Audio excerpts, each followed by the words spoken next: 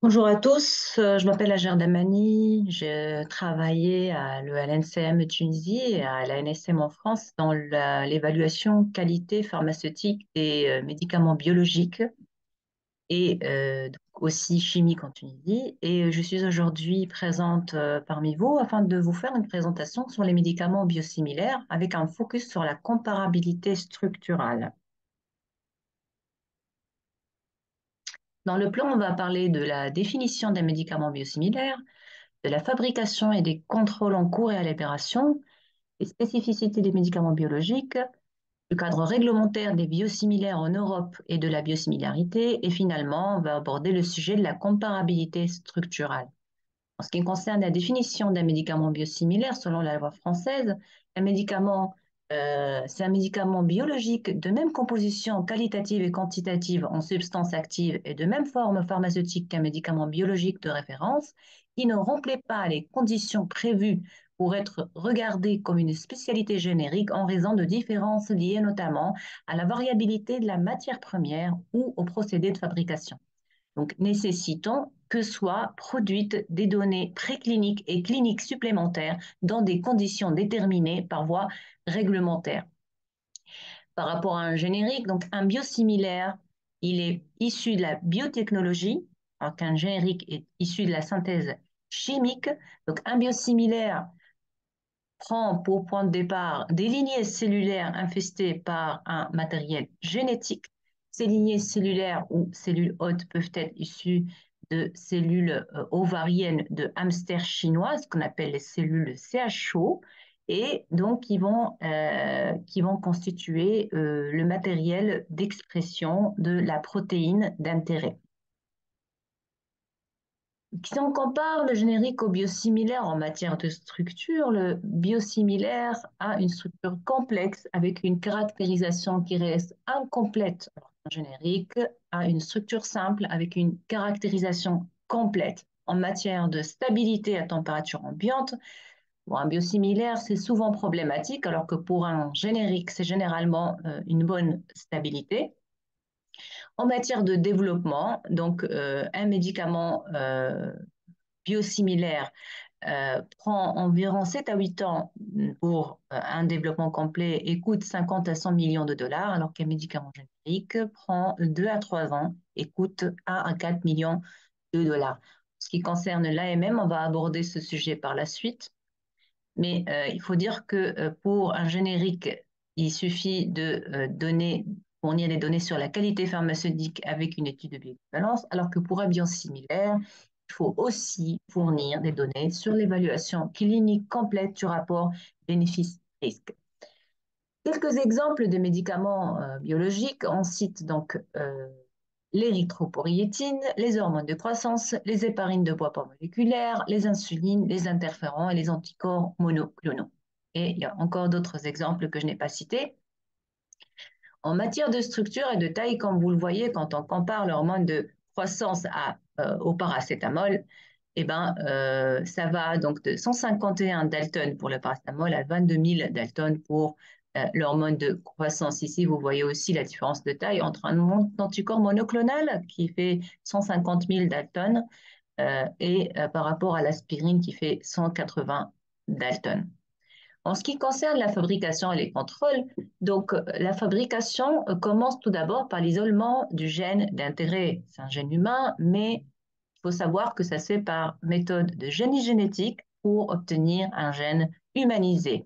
Par la suite, il va y avoir la sélection du plasmide d'expression, le clonage dans le plasmide d'expression, la sélection de la cellule hôte et l'établissement de la lignée cellulaire pour l'expression avec infestation de cette cellule hôte, fabrication de la banque de cellules primaires, master cell bank et ou de travail, la working cell bank.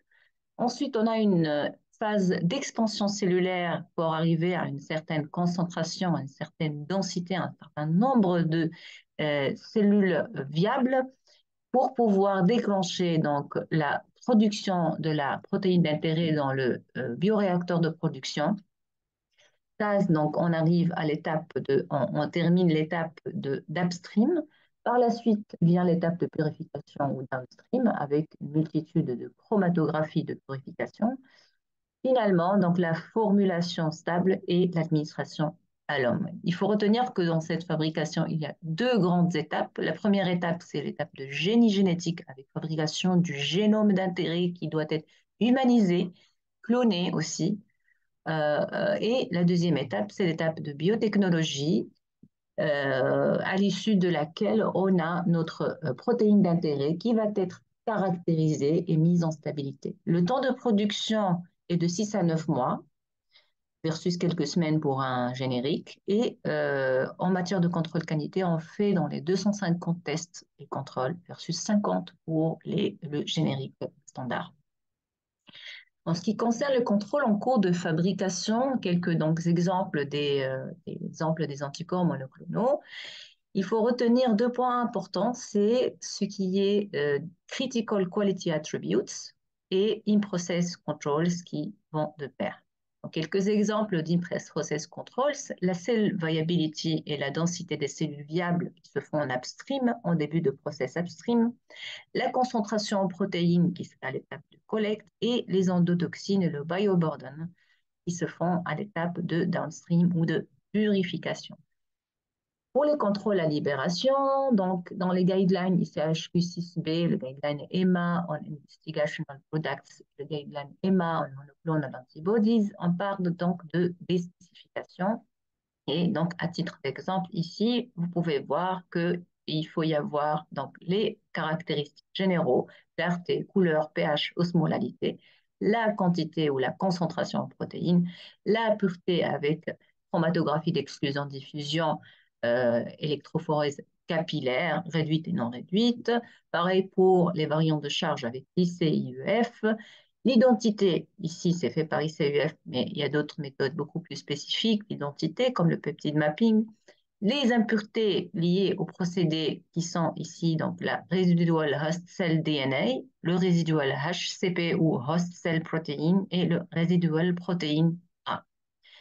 La potency, ici, on a un simple binding ELISA et quelques autres tests, dont le polysorbate 80 qui peut rentrer dans la formulation. Ici, j'attire votre attention sur l'un des variants qui est le high molecular weights ou variants de masse qui sont très importants, qu'il faut contrôler et qui ne doivent pas dépasser 5% selon les guidelines. En ce qui concerne les spécificités des médicaments biologiques, j'attire votre attention sur un paramètre très important qui est la glycosylation. La glycosylation des protéines. Il y a la N-glycosylation, la O-glycosylation, notamment quand on parle d'anticorps monoclonaux.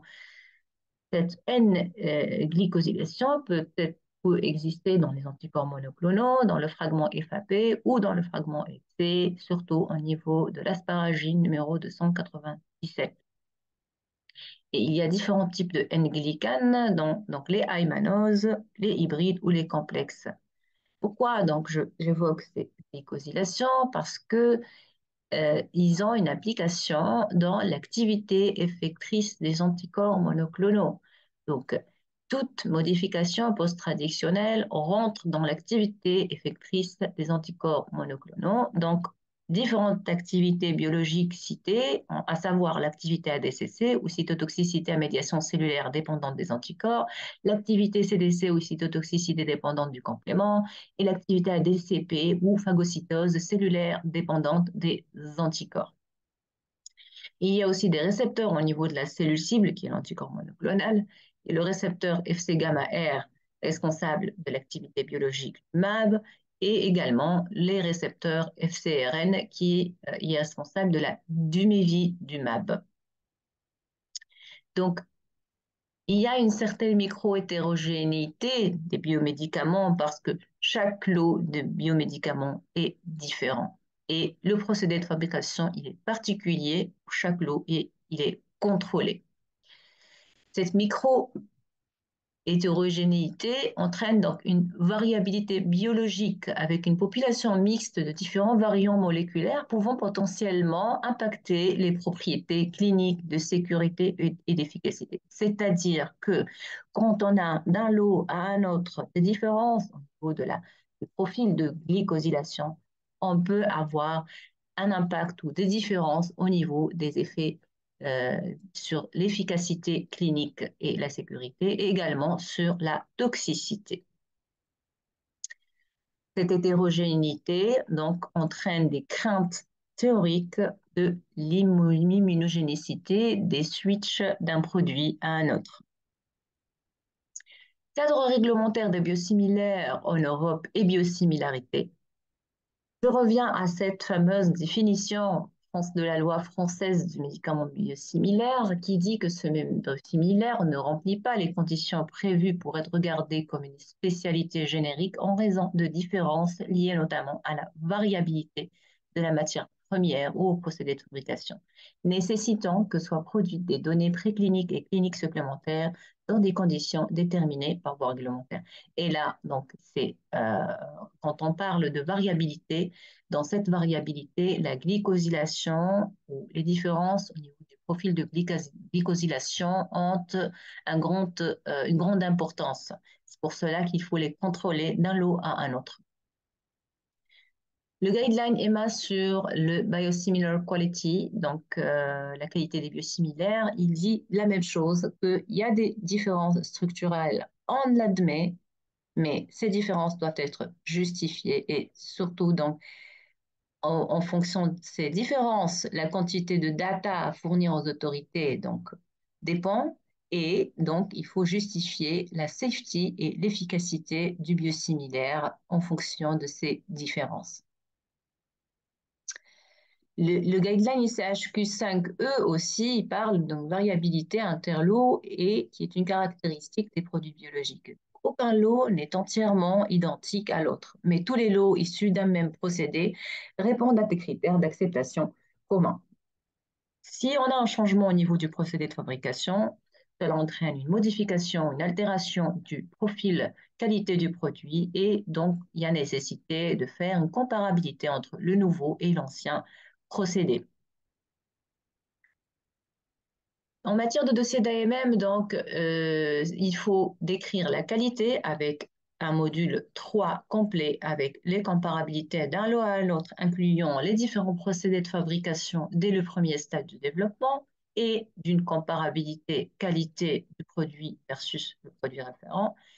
Un dossier toxicologique avec une étude de tolérance, produire des essais cliniques démontrant la sécurité et l'efficacité, donc qui est similaire donc, entre les deux produits, donc une étude de phase 1, une étude de phase 3, et mettre en place une surveillance avec un plan de gestion de risque pour la sécurité clinique.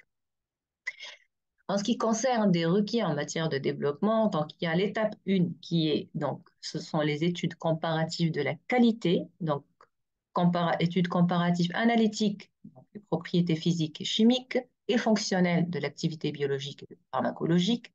Par la suite, l'étape 2, ce sont les études non cliniques comparatives, pharmacodynamiques et toxicologiques.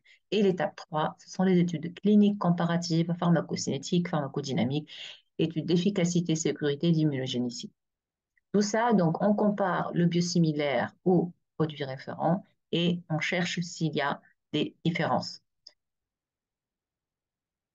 La comparabilité structurale, maintenant, c'est inclus dans la comparabilité du profil d'impureté du produit donc biosimilaire par rapport au produit référent. Donc, dans ce profil d'impureté, il y a les variants qui sont issus de modifications post-traductionnelles comme la glycosylation ou autres. Donc, dedans, il y a les variants de charge qui ont des charges différentes. Il y a aussi les impuretés liées au procédé comme le host cell protéine ou host cell DNA, mais aussi les impuretés liées aux produits comme les high molecular weights, par exemple les dimères de protéines qu'on contrôle. Et troisième chose, ce sont les contaminants qui sont des agents viraux. Comparabilité qualité sur le plan pratique, ce que les autorités demandent, c'est une comparabilité en caractérisation d'abord. Donc, dans la partie substance active, avec comparabilité de la structure primaire, de la structure secondaire et tertiaire, de l'activité biologique et du profil de glycosylation notamment. Aussi, une comparabilité en analyse de l'eau, une comparabilité en stabilité et une comparabilité après dégradation forcée.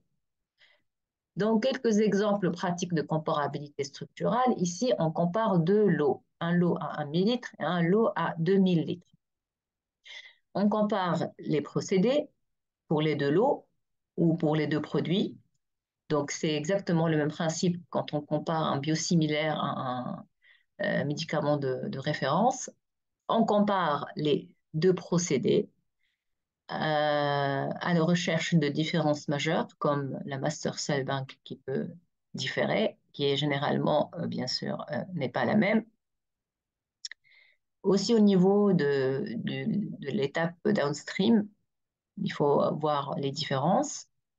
Ensuite, on fait cette caractérisation, cette comparabilité en caractérisation, à commencer par, donc, pour la structure primaire, le peptide mapping. Et ici, on compare deux produits à la recherche de la masse spectrale, donc intact mass spectrale de la masse moléculaire. Ici, donc, on voit les différences de masse entre les deux produits. Euh, Pour un peptide mapping complet, là, on fait une digestion ici par l'effet de par thermolysine avec comparaison de chaque peptide, donc en pourcentage entre les deux produits, comme vous voyez ici. Donc, c'est une comparaison de chaque fragment peptidique. Ici, c'est la même chose, mais c'est un chromatogramme et la digestion, elle est faite par C-trypsine, par lysine C-trypsine. Ici, en ce qui concerne la structure secondaire, on le fait par phare UV, donc dichroïsme circulaire phare UV. Et ici, donc, on compare les deux spectres qui sont superposés dans cet exemple. Ici, donc, la structure tertiaire, et là, on utilise le Near UV Circular Dichroism Spectra. Alors, donc, les deux, comme vous voyez, deux spectres se superposent. Ici, donc, par DSC aussi, c'est pour voir la structure tertiaire. Ici, également, il y a une superposition des deux profils.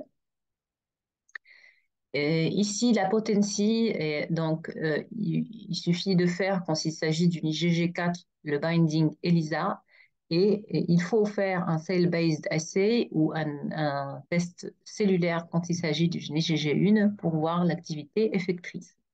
Ici, donc, on peut prendre plusieurs lots de produits différents et les comparer. C'est le même principe. L'activité biologique, il faut savoir que ce n'est pas seulement la potentie, ça peut être aussi l'activité au niveau des récepteurs Fc gamma R d'une IgG1, l'activité au niveau des récepteurs FcRn pour les deux types d'IgG, 1 et 4, et aussi l'activité CDC, ADCC, ADPC générale. En ce qui concerne le profil de glycosylation, donc on compare des pourcentages des différents glycanes ou glycoformes. Toute différence significative doit être justifiée avec un impact sur l'efficacité, sur la pharmacocinétique, sur l'immunogenicité en fonction du glycoforme étudié, d'où donc la nécessité de fournir des études de phase 4 ou des études non cliniques ou des études cliniques. À titre de remarque, les aymanoses ont une activité effectrice et sur la pharmacocinétique, donc toute différence peut entraîner une différence au niveau de l'activité effectrice ou du mécanisme d'action et aussi au niveau de la pharmacocinétique. Les acides sialiques, nana, ils interviennent au niveau de l'immunogénicité, donc toute différence entre le biosimilaire et le produit référent peut amener à fournir des études toxicologiques pour démontrer la côté immunogénicité, qu'il n'y a pas d'impact. Et la fucosylation, le pourcentage en afucosylation aussi intervient au niveau de l'activité effectrice. Voici donc une comparaison de profil de glycosylation de deux produits ou de deux lots avec les différents glycoformes. Avec le pourcentage de chaque glycoforme, on compare donc le pourcentage de chaque glycoforme. Ici, ce sont les glycanes ou les glycoformes. Maintenant, on passe à la comparabilité en analyse de l'eau. C'est tout simplement une analyse de l'eau pour chaque euh, produit. Des analyses de l'eau. Donc ici, on prend un lot issu pour un procédé et un autre lot pour un autre issu d'un autre procédé. et on compare donc les différents paramètres inclus dans la spécification du produit. Les variantes de charge maintenant, juste un point, on regarde le pourcentage du pic principal, du pic basique et du pic acidique, on les compare et il faut savoir qu'il y a un lien entre les variantes de charge et le profil de glycosylation. Toute différence significative doit être justifiée au niveau des variantes de charge et cette différence peut avoir un impact sur l'efficacité, sur la pharmacocinétique et sur l'immunogénicité. La justification de cette différence peut être d'ordre analytique s'il n'y a pas de différence au niveau du profil de glycosylation. Voilà, merci pour votre attention et je suis disponible donc lors de la prochaine séance à toutes vos questions. Au revoir.